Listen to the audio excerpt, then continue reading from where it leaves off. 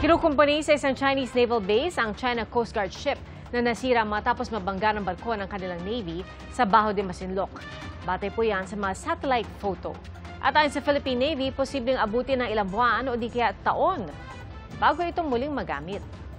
Saksi si Chino Gaston.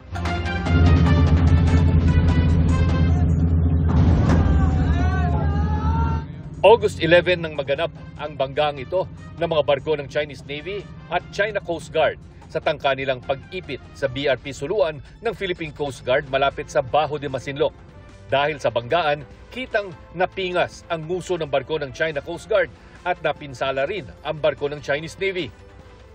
Halos 2 linggo makalipas, sa mga satellite photo na nakuha ng Reuters, ang Coast Guard Ship 3104 makikitang nakadaong sa Yulin Naval Base sa Hainan Island.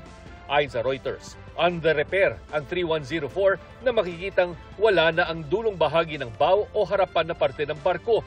May nakatabi ding tugboat sa gilid nito.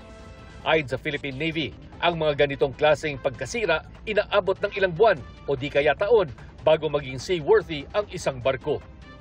There appears to be much damage to the front portion of the Coast Guard ship. But we don't know if there were any other damages, especially to the underwater part, the lining of the shaft, and other critical parts of the ship. So generally, I would say around 1 to 2 months. Then they could again put the ship back into the water and do some tests. Mula nang nangyaring banggaan, wala ding impormasyon sa planned warship na may bow number 164. Hanggang ngayon, hindi inaamin ng China na may nasirang barko ang China Coast Guard at People's Liberation Army Navy. How can you basically reconcile, China developing a world-class military, then this incident happened? I think that's one of the reasons why the Military Commission ordered this operation was to impress upon the people, see, we have done this, we have prevented the Filipinos from entering into our secret territory. At the time, of course, we're showing to the people and to the world that we have a world-class military capability. Then this thing happened. Samantala, umalis na raw ng Ayungin ang tugboat ng Chinese Navy na ilang araw nang paikot-ikot sa Ayungin Shoal.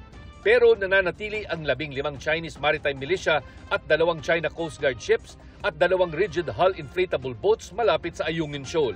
The tugboat was not sighted anymore as of yesterday.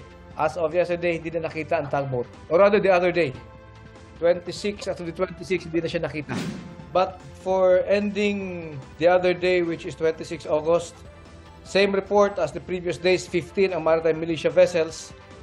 And then we have the 2 ribs and 2 Coast Guard. Same report ito as of 25 and 24. So basically, the number has been constant, 15 MMV to Chinese Coast Guard to Maritime Militia. Yung rib naman, minsan inaakyat, binababa. So we usually don't count it anymore. Gayunpaman, hindi nagpapakakampante ang Philippine Navy para matiyak na ligtas ang mga sundalo sa BRP Sierra Madre at maayos na maisasagawa ang mga resupply at troop rotation mission doon. Para sa GMA Integrated News, Chino Gaston ang inyong saksi. Mga kapuso, maging una sa saksi. Mag-subscribe sa GMA Integrated News sa YouTube para sa iba't ibang balita.